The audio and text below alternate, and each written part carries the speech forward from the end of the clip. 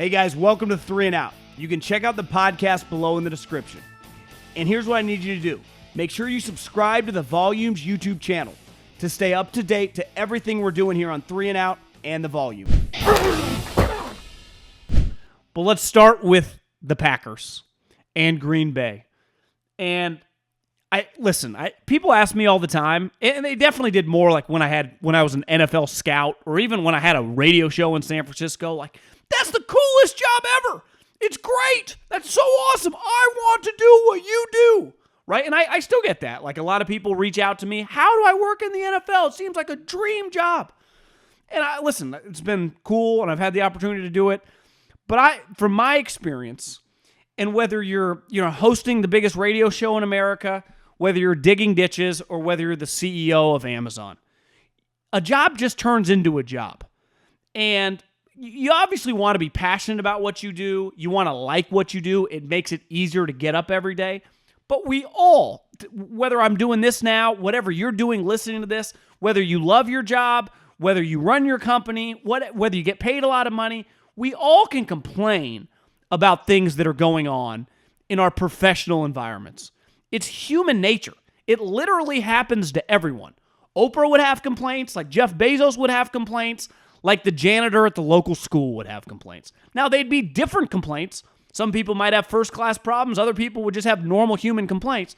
People still complain, right? We always, think things can be better. It's just the way humans, that's the way we are. That's never changed.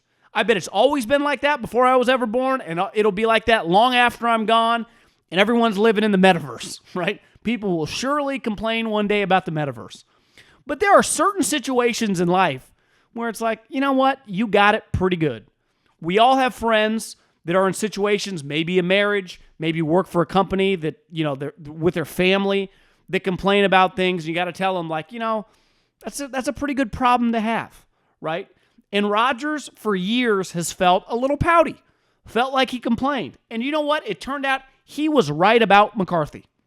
Because it was for a long time like, Aaron, why doesn't he like McCarthy? They're winning a lot. And then we see Mike, we're like, yeah, kind of a meathead.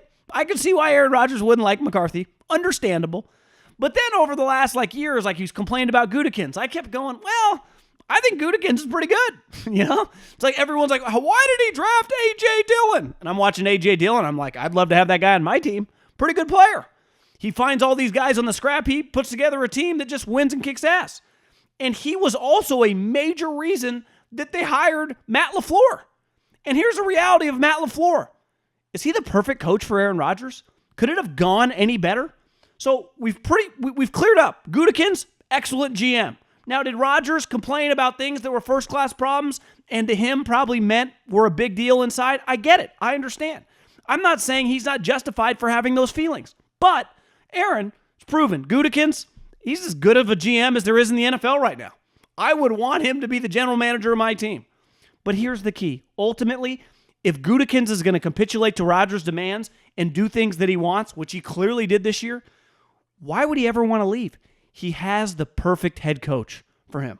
One, LaFleur is clearly an intelligent guy, and he's young and he's hip, and him and Rodgers get along. Just on the most before we even get to football, they get along as human beings, which clearly matters to Aaron. And then when we look from a football perspective, he is the ideal coach for Rodgers because he does what everyone's always wanted coaches to do with Russell Wilson.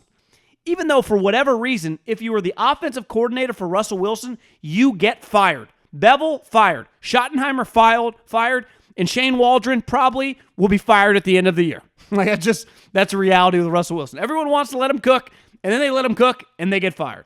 Well, Aaron Rodgers, who's a much better player than Russell Wilson, Aaron Rodgers arguably, depending on how his career, really 37's like the new 31, he might have 6-7 years left playing at this level. There's a chance if he wins a couple more, he can go down as like the second greatest quarterback of all time. Still a lot of career for him to kind of earn and legacy and pelts on the wall for him to put up there.